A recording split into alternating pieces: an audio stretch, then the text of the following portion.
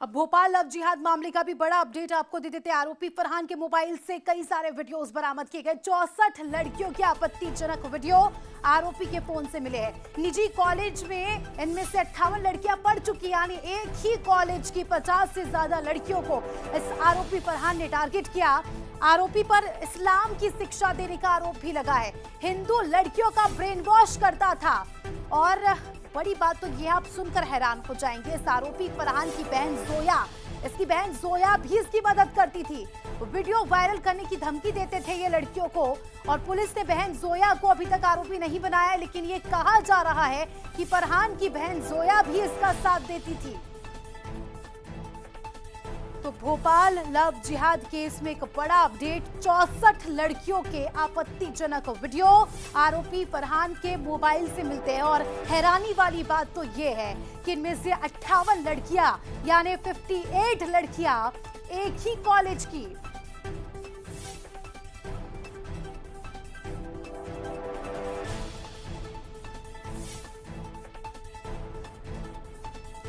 अब आपको ये भी बता देते हैं कि पूरा मामला है क्या, कहां से इसकी शुरुआत होती है। देखिए, भोपाल में कॉलेज की कई छात्राओं के साथ रेप का मामला सामने आया था। रायसेन रोड स्थित एक प्राइवेट कॉलेज का ये पूरा मामला था। मुस्लिम छात्रों ने गैंग बनाया, एक गिरोह बनाया और हिंदू छात्राओं को अपने प्रेम जाल में फंसाया।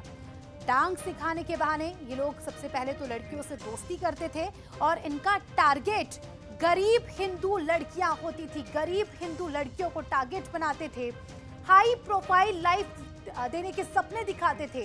फिर नशीला ड्रिंक पिलाकर बारी बारी से एक एक आरोपी इनके साथ दुष्कर्म करता था। इस दुष्कर्म का वीडियो बनाया जाता था और बाद में इन्हें ब्लैकमेल किया जाता था। ब्लैकमेल क्या कहकर किया जाता था ये भी आपको बताते हैं। ये लोग लड़कियों को कहते थे कि अपनी सहेलियों को लेकर लाओ, वरना आपका वीडियो वायरल कर देंगे।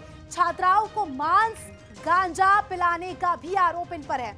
हमारे सहयोगी सनी मालवीय इस खबर पर हमारे साथ जुड़ चुके हैं, उनसे जानकारी लेंगे। सनी, एक बड़ा खुलासा हुआ है इस पूरे मामले का। आरोपी फरहान की बहन जोया, ये जोया नाम बार बार आ रहा है, बताया जा रहा है कि जोया आरोपी का साथ देती थी। लेकिन सवाल ये कि जोया को अब तक आरोपी क्यों नहीं बनाया गया, उसे हिरासत में क्यों नहीं लिया गया? जी, निश्चित तौर पे जिस तरह से पीड़िता के बयान और साक्ष्य के आधार से बड़ी बात ये निकल के सामने आई है। ये आरोपी सभी हिंदू युवतियों को टारगेट करते थे, उनके बाद उसके साथ जो है प्रेम जाल में फंसाया जाता था। उसके बाद इनका जो है ब्रेन वॉश किया जाता था। ब्रेन वॉश करने का इनको कहा जाता था कलमा क्या होता है, रोजे क्यों रखे जाते हैं, ये सब बातें की जाती थी। और सभी युवतियों को जिस तरह से उनको टारगेट करके उनको प्रेम जाल में फंसाया जाता था। और बड़ी बात ये निकल के सामने आई है कि फरहान के जो मोबाइल से पुलिस को 64 से ज़्यादा आपत्तिजनक मिले हैं। ये सभी युवतियां जो हैं निजी कॉलेज की हैंगी। और जिस तरह से बताया जा रहा है कि बड़ी बात ये निकल के सामने आ रही है कि जो जोया है वो फरहान की बहन है। इस पूरे मसले में जो है जोया की भी अहम भूमिका बताई जा रही है, क्योंकि जो युवतियों को जो है धमकी देती थी वीडियो वायरल करने की। और लेकिन पुलिस ने अभी तक जोया को जो है आरोपी नहीं बनाया, उसके परिजन को आरोपी नहीं बनाया है। और जो छठवां आरोपी है अभी तक जो है अबरार की गिरफ्तारी नहीं हो पाई है। लेकिन बड़ी बात ये निकल के सामने आ रही है, सभी आरोपी जो है माता के जगराते में भी जाया करते थे, गरबे में भी जाया करते थे और बोलते थे मैं हिंदू हो गया, अब लोग मुझे बर्मा कहेंगे।